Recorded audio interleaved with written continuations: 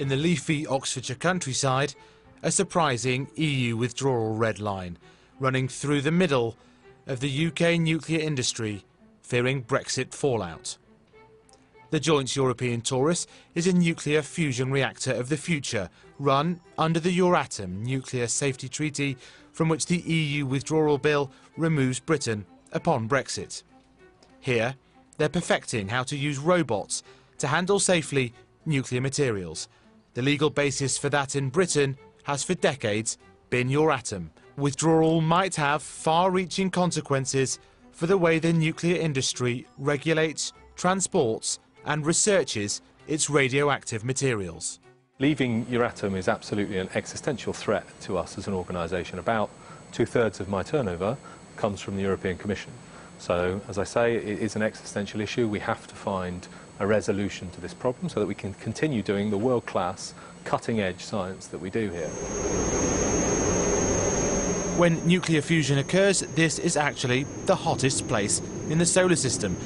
It is politically charged too. Sky News has obtained a cross-party withdrawal bill amendment backed by Tory rebels demanding no Euratom exit until the government reports how to avoid a minor meltdown across the industry. We haven't had time to get all of those arrangements put in place bilaterally between the UK and other states, and the UK and Euratom, and with the UK and the International Atomic Energy Authority.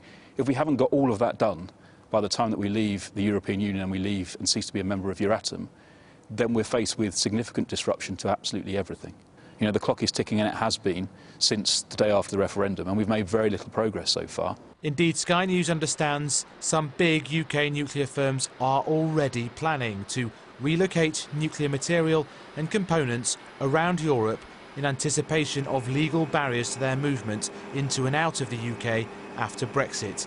They've complained of no visibility of replacement arrangements by 2019 for Euratom and related treaties with the US, Japan and other third countries. The biggest nuclear generator, EDF, says power plant outages are possible.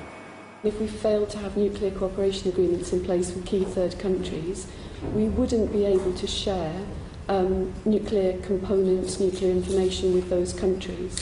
So, for example, as a practical example, if we had a component fail in one of our power stations and we needed to import a part from one of those countries, if we couldn't do it, then it might be the case that we'd end up with extended outages at our nuclear facilities. Euratom is not actually a European Union treaty, but it is under the theoretical jurisdiction of the European Court of Justice.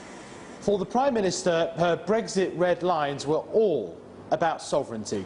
She perhaps did not know that the red line on the European Court of Justice would flow through a high-tech facility like this, indeed through the whole future of the British nuclear industry, from generation of energy to medical isotopes. These byproducts of the continental nuclear industry are critical for cancer treatment. The government denies any supply threat. Industry disagrees.